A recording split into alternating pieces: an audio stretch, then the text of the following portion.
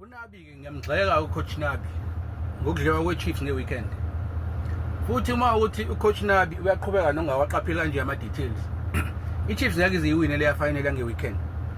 Izoba embarrassed eThekwini ngenqwaba yamagoli ngoba ucoach wabo akawanaka ama-details. Uyasuka u-overload midfield ngama-midfielders awu-5. Fine uzoyicontrol igame kwi-center. But uyi-controla kwabi igame nokuba ne-ball position eningi on their own half bengayi-threatenisha i-Pirates kubasiza ngani? Because uma ubuka kahle uyeke ukuthi i-counter press yabe isebenzile labatholela igoli ngo-2 minutes. Kodwa uma ubuka kahle igoli i-Pirates equalize ngalo i-fault yoku-overloada wakhe i-midfield nokuyitshela kwaMduku ukuthi uzoshayisa iphasi sophisticated eyisingisi. Uma ngabe bebreaka leya attack ye-Chiefs iphasa yodwa ithola unkotha iphasa elandelayo i-square ball then uma hope uyivalela phakathi yabona nje ukoro uma hope nje oqala ngiyayixeka kakhulu i-Chiefs. Okwesibili into eyenza ngithi akawanaka ama-details uNabi ukuthi i-Pirates isikhathi esingivela idlala e-center uMakhawula kanayo leyo nto yokuthi angakwazi ukudlala ibhola e-center connect. So isidingo soku-overload i-center asikho ngoba ibhola le-Pirates alizuba khona lapho uMakhawula noMbatha bakhona.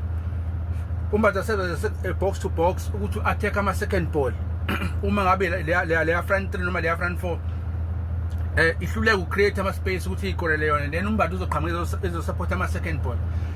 Uma ngabe engasapotanga ama-second ball uzorana back ezomakisa uMakhehleni Makhawula okuwukuthi uyashilda kuphela uMakhehleni Makhawula ayikho into ayidlalayo laphaya ukushilda a-protected defense. Ama-passes we-Pirates wonke umwana kahle aqhamuka kwi-defense kuma-central defense okanye ba-release uFan Rooyen ngala noma uShantu noma uNdlozi uma ukuthi kudlala yena noma ba-release uHotho ngale noma uMakho idlala kanjalo i-Pirates idlala njengeyimpondo zikaShaka Zulu kanje from kuSipho Chayini nama-defense wakhe then ahambe ngama-wing ibhola lihambe ngama-wingers okanye kube diagonal ball esuka straight from i-defense iya kwi-attack.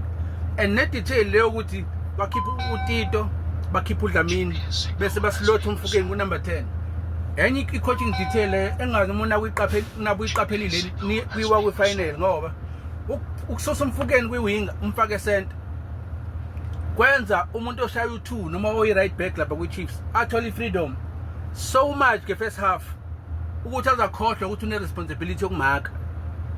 Hence uma bese introduce whether uTito noma uDlamini uzodlala u-number 10 who is a proper number 10 then kubuyisela uRele esayidini then mase kuba i-problem ngoba i-right midfielder yabo seyi-used ekuthenini ine-freedom laphaya and iyakwazi ukudlala ibhola ngaphandle kwe-problem ayikho into esala yenza ngemuva.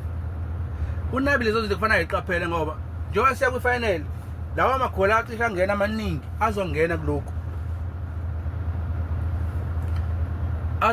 kulokhu because kuyi-tactic ukuthi uTito ubengekho nasebhenchini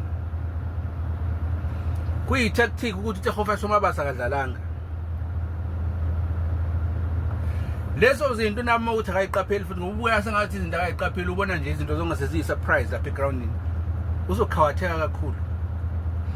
Let hope uzokwazi ukuthi a-restructure kahle i-defense yakhe nje umlungu waphuma nge-red card athola omunye umuntu uzokwazi umslotha in laphaya kwi-left back.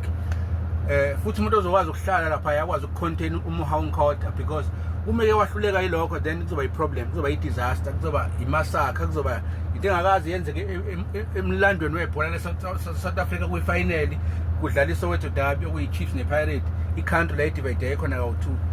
Angalingi unabenze leyo